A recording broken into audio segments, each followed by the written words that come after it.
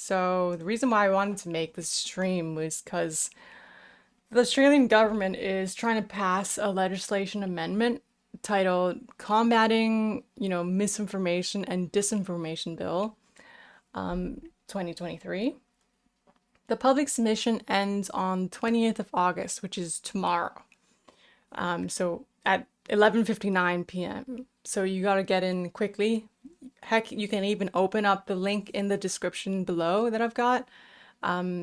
We can go through the document together and you can submit something that you've written or a video, whatever. It doesn't matter how long or short it is, as long as you get your voice out there, you can submit it at the bottom of the website. Here you can see participate and have your say. They will ask you for some of your details, so if you don't feel comfortable doing that, then don't include any personal information you don't want published. Yeah, so you can access the bill here. There's some other notes here, but I'm not going to go through them. I'm just going to go through the main bill because I think it's really important that everybody reads it so you can be informed about what your own government is trying to do to you. Okay, so we're gonna go into full screen mode here. Hopefully this doesn't, yeah. Okay, so this is the bill.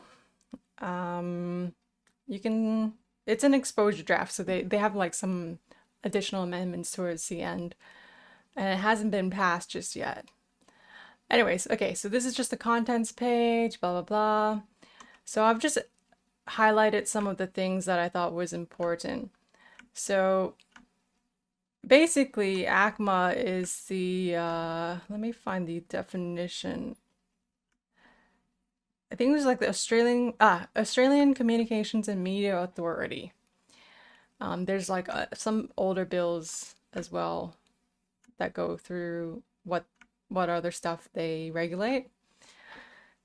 So basically, ACMA can make rules requiring digital platform providers to keep records and report to ACMA on matters relating to misinformation and disinformation on their services. So bodies or other associations that represent the industry or sections of those industries, they can actually develop codes to measure, prevent, or respond to misinformation and disinformation. I'll explain a little bit further in. The bill is quite long, but you're not going to read every single thing. We're just going to read the highlighted bits, but feel free to read it in your own time.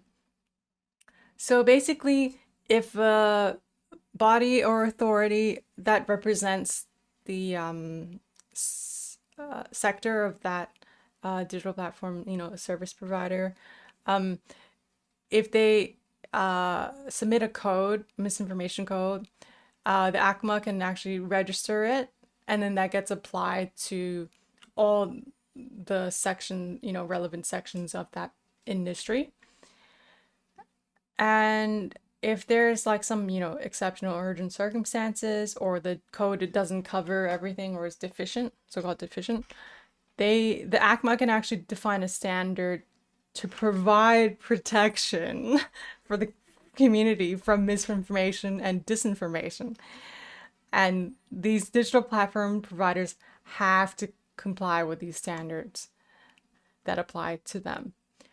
I laugh because this is so ironic when you read further in some of the exemptions in this bill, where they do it. Of course, the government does it under the guise of, oh, we got to protect the public and protect the community from misinformation. But really, when you look at what they actually write and what they themselves exempt themselves with, for example, here you go. This is the definition of excluded content for misinformation purposes. So, content produced in good faith for the purpose of entertainment, parody, or satire. So that's not included as misinformation. Professional news content. So professional news is the media that is approved, or recognized by the government. This doesn't apply to, citizens or independent media that maybe don't have the professional media label. So, oh, I am not a lawyer, by the way. This is not legal advice. Just want to put it out there. I just think that everybody, as a citizen, you should be reading these documents and knowing what, is being said at the best of your ability. That way, at least, you're slightly informed and somewhat, know what's going on. Okay, so other excluded content includes content produced, whoops, not sure what happened with there. Content produced by or for an educational institution accredited by the Commonwealth, the state, the territory, or a body recognized by a Commonwealth, such as an accreditor of educational institutions. So basically, if an educational institution recognized by the government produces misinformation, it doesn't count. It's excluded from this bill that they're trying to punish, other people for misinformation. And then content provided by an educational institution accredited by a foreign government, recognized by a foreign government as an accreditor of educational institutions. So foreign education institutions that are accredited by their governments. And then, here you go, content that is authorized by the Commonwealth, the state, or a territory or local government. So basically, the government is excluding themselves. Ironic, isn't it? Okay, so they say they want to protect the public and they want to protect the public from being harmed by misinformation. So they define what harm means. They usually do this in the bills. They have a bunch of definitions at the start, and then it gets into the meat, closer to the mill or the bill. Okay, so harm means hatred against a group based on ethnicity, nationality, race, blah, blah, blah, blah, blah. Disruption of public order or society in Australia, which, can be interpreted in many ways, and so can hatred. Because if you, criticize somebody, is that considered hatred? If you disagree with them and it's a fair critique, right? Because if it's based in truth, is that hate? How do you define that? And then here you go. It says, if it harms the integrity of Australian democratic processes of the states, territories, or government institutions, it harms the health of Australians, or harms the Australian environment, or economic or financial harms to Australians. So, ignore all the things that the government told you that were 100% factual and true, and this product that we want to force into you and violate your bodily autonomy, that harmed people's health. There are a lot of people who got injured from that product, from that vaccine, and we'll talk about it later. The data is there, but unfortunately a lot of the people who are trying to get their injuries recognized by the health bodies and stuff, they go through so much gaslighting and censorship. It's crazy. I'll show you a story towards the end, but I gotta drink some water because my throat's getting really dry. Anyways, that's, a sidetrack, but I thought it was just super ironic because people were super misinformed the past few years, deliberately so, because it was, propaganda, what was being told to everybody. So yeah, we'll go past all these. Here you go. Professional news content, the definition. So basically they have to be produced by a news source that's subject to the Australian Press Council's standards practice or Independent Media Council Code of Conduct. So anyone who is subject to those things. So they do have a clause here for independent media, but if you are just a citizen journalist, for example, I don't think you'd get covered. So the television industry codes, practices, commercial radio, subscription broadcast, television codes of practice, etc., etc.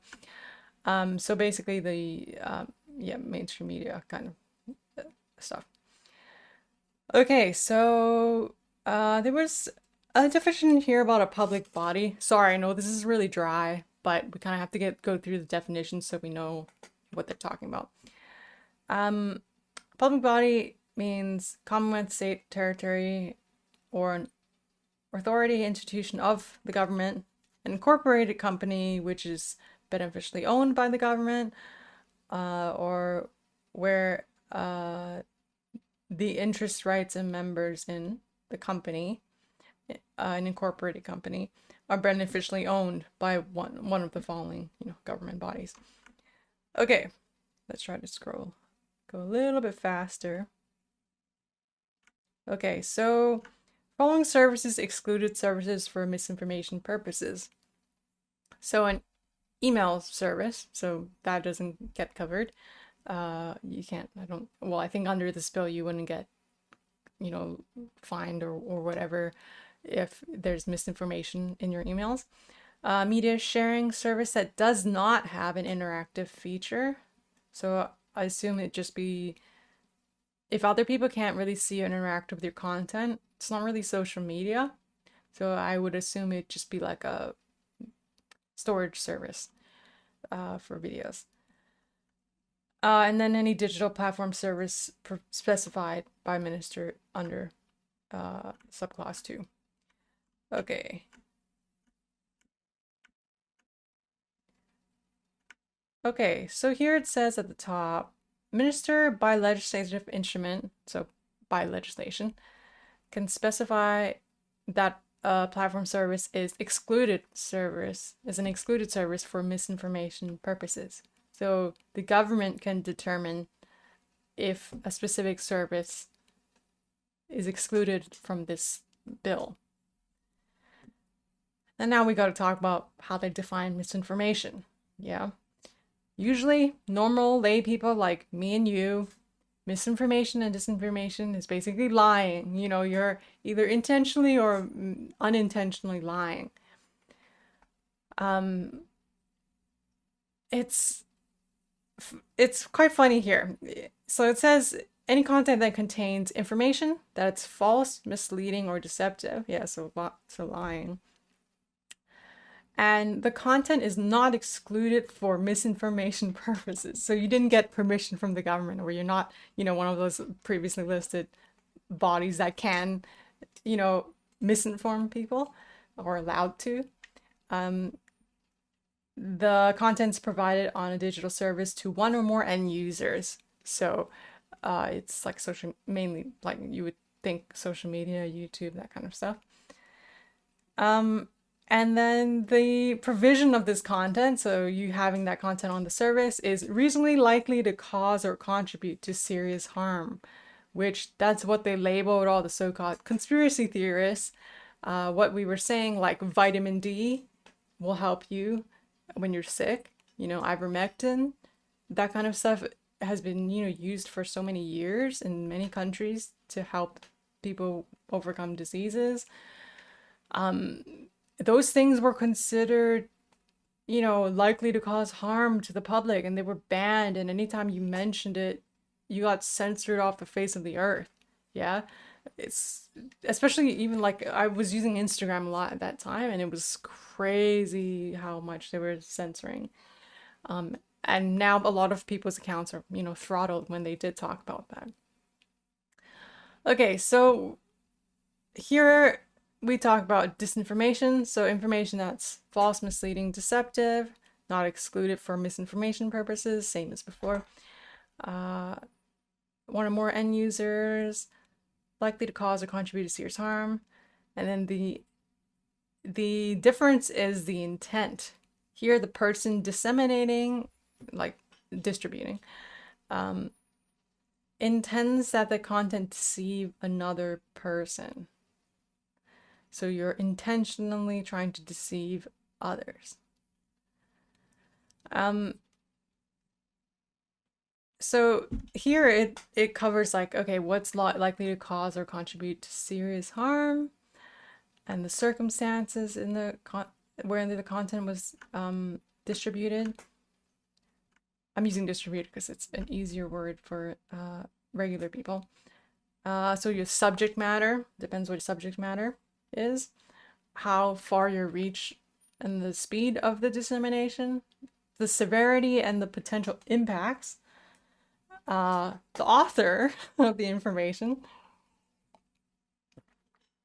and the purpose of the dissemination, whether or not the information was attributed to the source, and whether or not the attribution was correct, authority of the source, other related deceptive information, and any other relevant matter. So here it says there's an extraterritorial application, so outside of Australia. This bill extends to acts, omissions, matters, and things outside of Australia. So they're trying to regulate international, digital platform providers, service providers, like, for example, Twitter, YouTube, Instagram, Facebook, blah, blah, blah, which is insane to me because this is an Australian, government. You're trying to police other countries and other countries' companies that provide these services. Super crazy. Okay, so here it's talking about, like, I'm just gonna rush through this a little bit because we're kind of running short on time. They basically talk about how they're going to collect and record the data, the prevalence and the rules. They need ACMA needs to consider the privacy of the end users, etc., etc. And then they need to provide reports and give, any of all of the reports to ACMA, blah, blah, blah, and how frequent they need to submit these reports. Sorry, my throat's like totally going.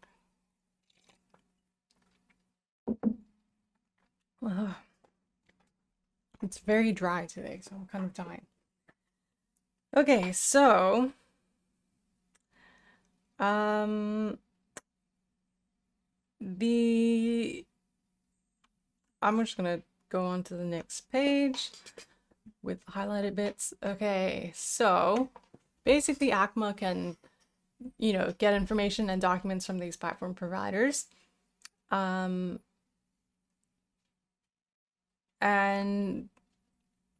if they think, for example, that there's misinformation or disinformation on the service, and then the providers need to need to implement some measures that prevent or respond to the misinformation or disinformation on the service, and then also tell them the effectiveness of these measures.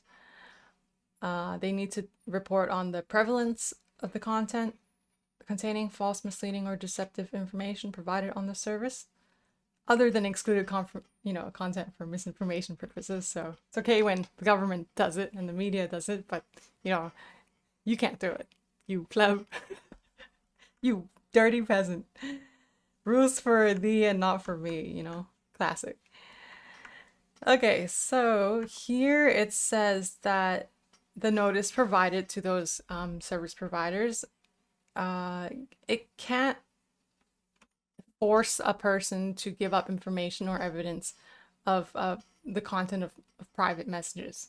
So they can't force companies,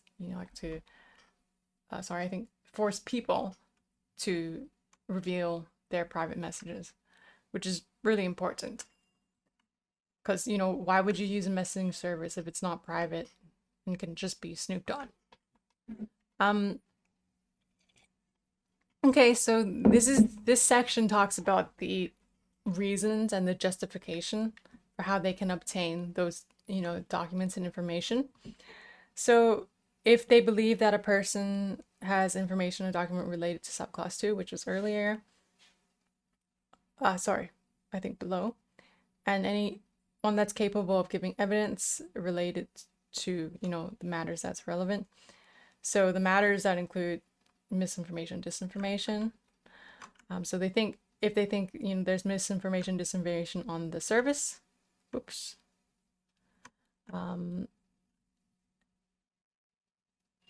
They want to measure the effectiveness of the measures implemented and the prevalence of the false, misleading, deceptive information. Okay, so they want to give written notice to people, to require a person to give to ACMA any information, any documents, and any copies of documents, and they also need to appear before ACMA. So a person here is defined in D, section D, as an individual, but there's also a person if it's a body corporate or public body, so a corporation or a group, and if the person is a partnership, blah blah blah. Goes into more detail in a bit, but we're not going to go through every single word.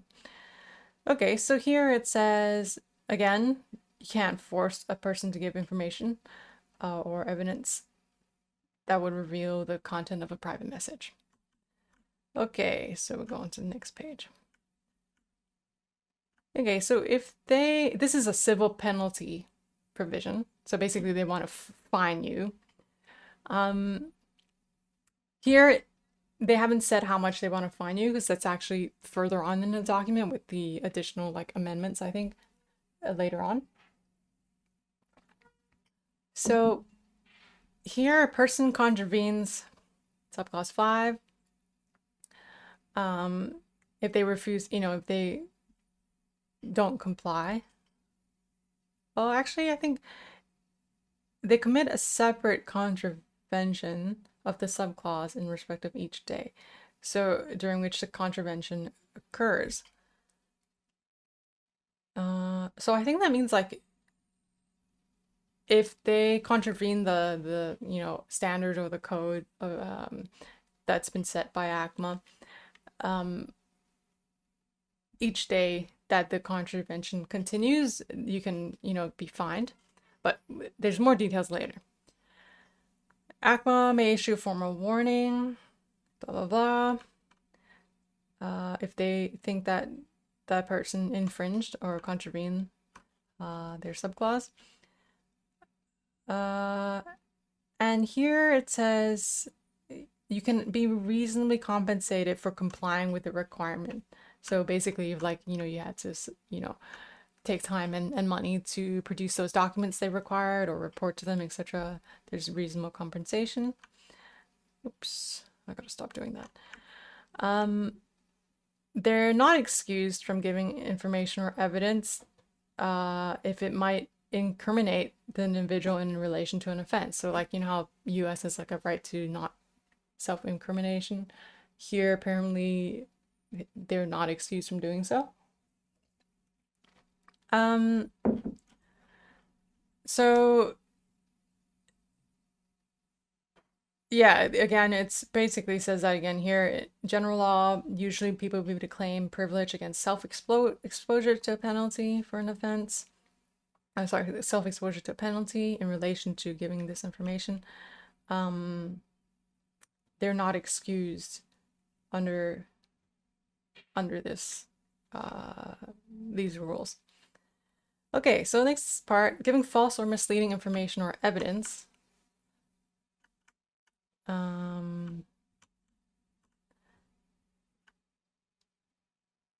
So they give information or evidence that's, doesn't know that the information or evidence is false or misleading, or they omit something without which that information is misleading. They want to impose a penalty of imprisonment for 12 months.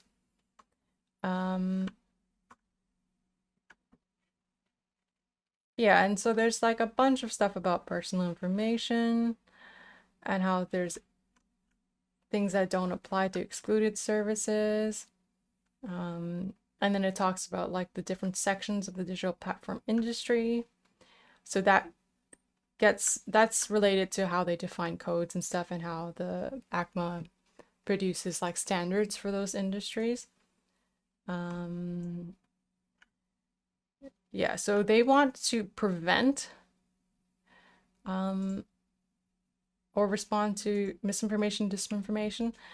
So I think that's really scary when the government tries to implement, fines and penalties and bills that say they want to prevent something and possibly punish you for getting close to doing something, or they think you're going to do something. I think that's, thought crime.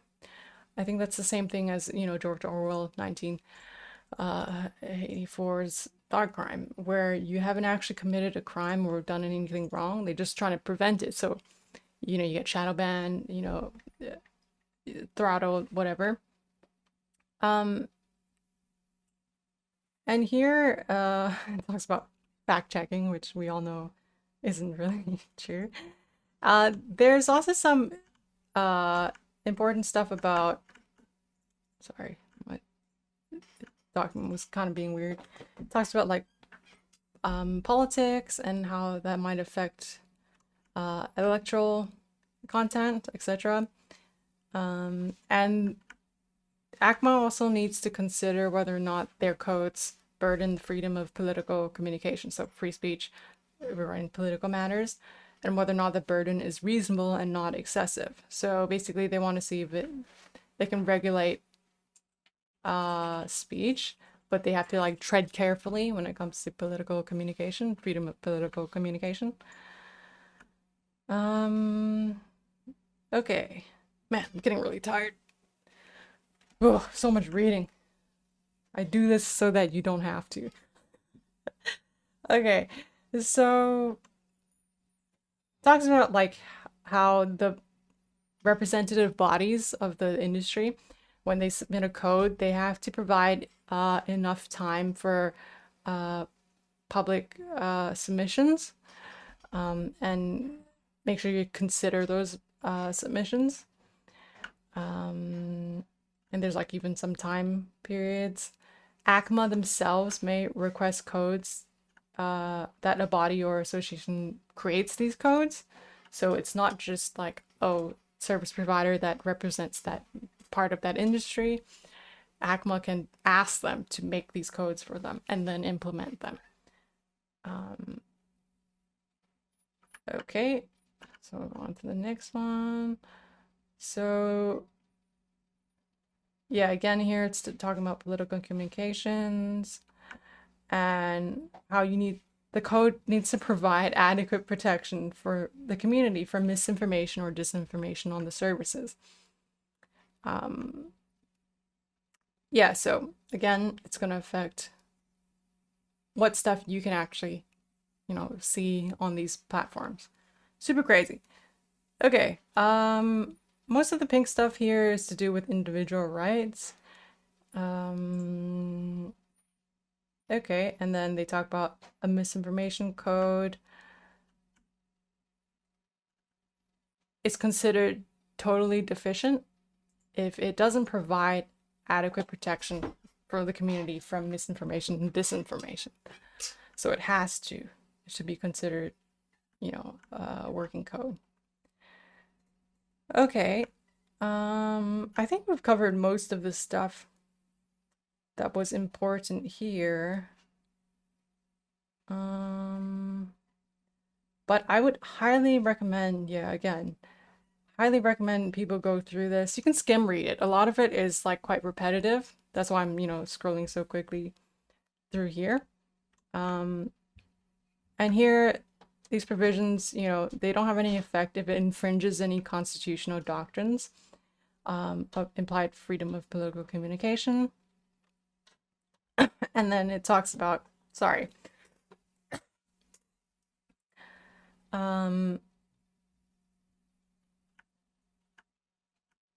talks about like state laws and to do with like acquisition of personal property, blah, blah, blah.